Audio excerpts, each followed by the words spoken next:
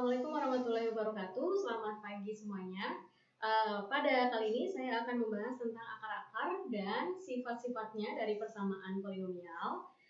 Video ini adalah lanjutan dari teorema faktor dan merupakan bagian akhir dari polinomial. Oke, kita mulai ya. Sebelum masuk ke akar-akar persamaan suku banyak, kita review dulu tentang teorema faktor. Bunyi dari teorema faktor adalah misal fx adalah suku banyak, maka x min k adalah faktor dari fx. Jika dan hanya jika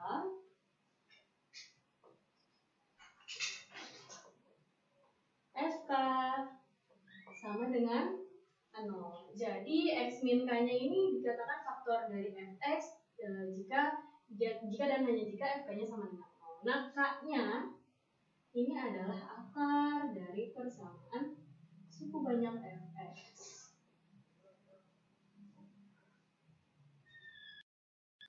Nah, contohnya nih ya, supaya kalian lebih paham apa itu faktor, apa itu akar. Jadi misalkan x kuadrat dikurang 3x dikurang 4 sama dengan 0. Kita bisa kan memfaktorkan dia menjadi x yang dikalikan jadi negatif 4, yang dijumlah jadi negatif 3. Itu negatif 4 sama positif 1 ya. Nah, ini namanya faktor dari persamaan kuadrat ini. Nah, ketika kalian rubah jadi ini kan artinya x nih. 4 sama dengan 0, x-nya sama dengan 4. Ini x plus 1 sama dengan 0, berarti x-nya sama dengan min 1. Nah, ketika menjadi ini disebutnya adalah akar-akar dari persamaan kuadrat.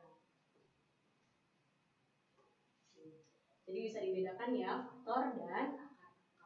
Oke, sekarang kita lanjut ke contoh soal mencari akar-akar dan faktor linear dari suatu persamaan suku banyak. Misalkan ada persamaan suku banyak 4x sama 3 ditambah 8x kuadrat dikurang x dikurang 2 sama dengan 0. Tentukan akar-akar dan faktor linearnya. Untuk menentukan akar-akarnya, kita pakai cara coba-coba. Tapi coba-cobanya ada aturannya. Jadi kita lihat faktor dari koefisien derajat atau pangkat tertinggi dari si polinomial dan si konstantanya. Sekarang lihat, faktor dari 4 itu adalah 1, 2, dan 4. Sementara faktor dari 2 adalah 1 dan 2. Nah, yang akan kita coba adalah yang belakang dibagi yang depan. Tapi lihat ya, ini berlaku plus minus karena bisa plus 1, bisa minus 1, yang ini juga. Jadi misalnya ini plus 1 dibagi plus 1, berarti ini plus minus 1. Terus ini dibagi yang ini, berarti plus minus setengah. Ini dibagi dengan 4, berarti plus minus 1 per 4. Begitu juga dengan yang 2 dibagi 1, plus minus 2. Terus 2 dibagi ini, 1 ya udah. 2 dibagi 4 setengah udah. Tapi ini tidak perlu dicoba semuanya, nanti kita lihat saja yang mana sudah menghasilkan 0.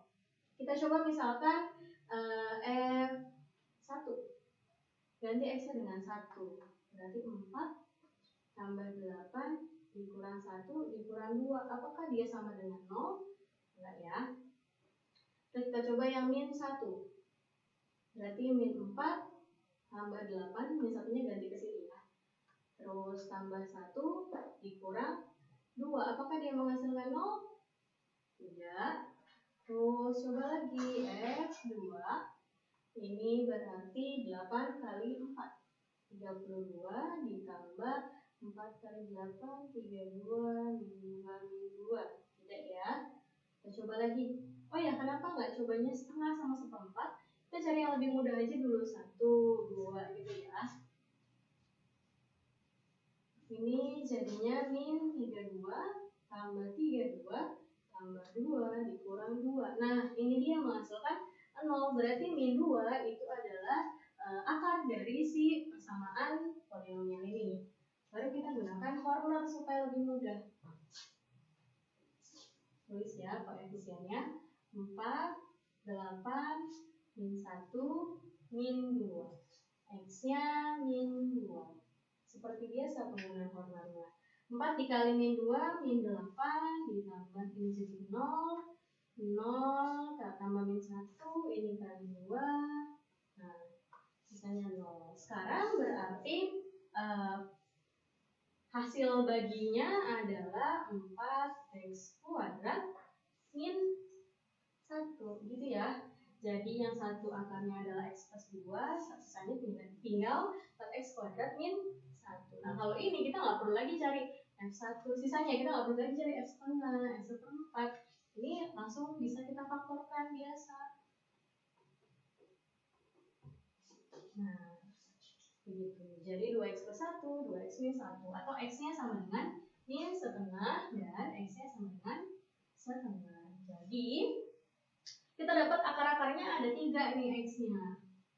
Yaitu mana? Min 2, min setengah, dan setengah.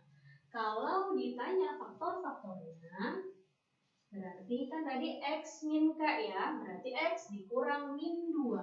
Berarti x plus 2, terus ini tinggal kita pakai 2x plus 1, 2x min 1. Ini adalah akar-akarnya, dan ini adalah faktor-faktornya. Oke, kita lanjutkan ke sifat-sifat dari akar-akarnya. Nah, yang pertama, kita ambil dulu yang persamaan kuadrat ya. Ax kuadrat plus bx plus c sama dengan 0.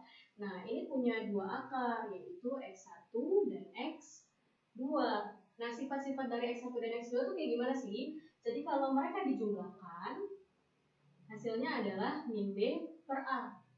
Tapi kalau mereka dikalikan, hasilnya adalah c per a. Nah, ini udah pernah dibahas ya, persamaan kuadrat. Nah, sekarang kita lanjutkan dengan yang pangkat tinggi. Misalkan ax pangkat 3 plus bx kuadrat plus cx plus d sama dengan 0. Sifat-sifatnya seperti apa? Hampir sama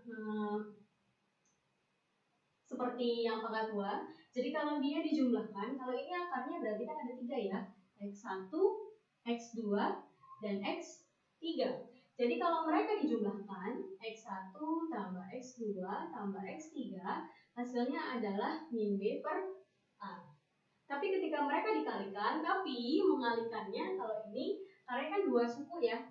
Kalau ini juga maka kita kalikan dua akar dulu. Misalkan x1 dikalikan dengan x2, tambah x1 dengan x3. Terakhir x2 dengan x3. Ini adalah c per a.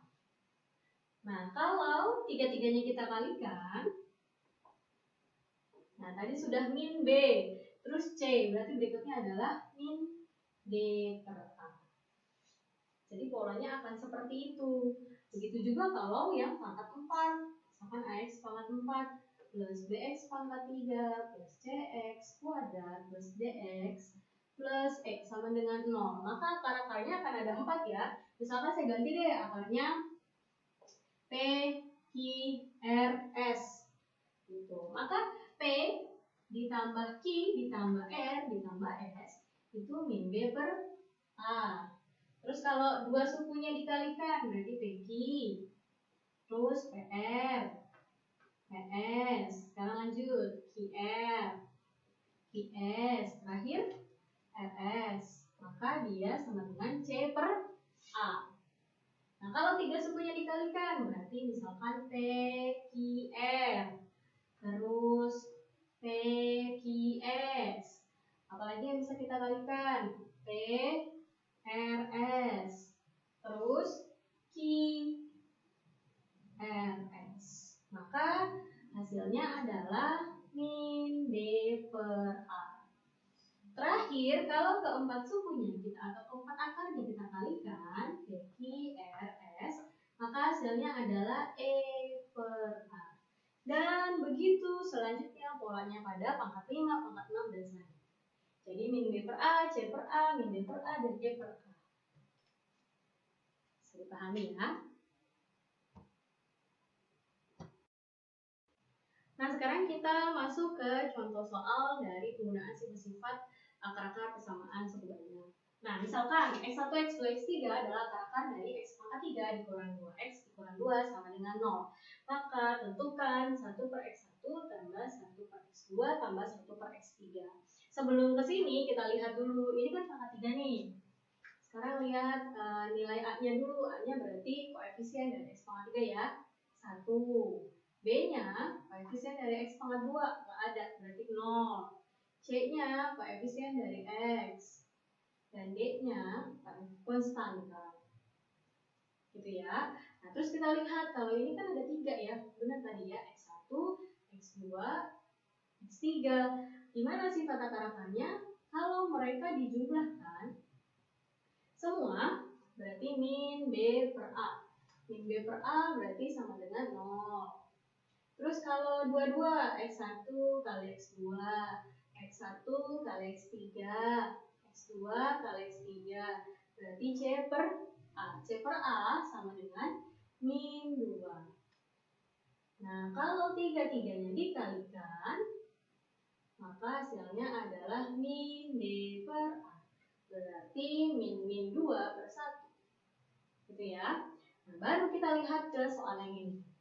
Karena ini penjumlahan, pecahan, berarti kita harus samakan dulu penyebutnya. Penyebutnya X1, X2, X3, tinggal kita kalikan ya. X2, X3. Terus yang ini sudah ada X1, berarti yang belum ada X2 dan X3. Dikalikan ke pembilangnya. X2, X3. Begitu juga yang ini, yang belum ada adalah X1 dan X3. Terakhir yang belum ada adalah X1 dan X2. Nah, ternyata ini adalah penjumlahan dari perkalian dua akar-akarnya. Jadi pakai yang ini ya. C per A min 2. Nah, ini X1, X2, X3 adalah min D per A atau 2. Maka hasilnya adalah min 1. Jadi sebenarnya ini mirip dengan dulu pernah belajar persamaan kuadrat, sifat-sifatnya, bagaimana kita mengotak-ngatik dari soalnya supaya terbentuk seperti ini gitu ya bentuknya. Nah, di polinomial ini juga seperti itu. Nanti kalian harus banyak belajar, berlatih untuk merubah pertanyaannya menjadi bentuk-bentuk sifat-sifat yang ada di sini. Oke, sekian pembelajaran kita hari ini. Semoga bermanfaat dan bisa dipahami dengan baik. Sekian dari saya. Wassalamualaikum warahmatullahi wabarakatuh.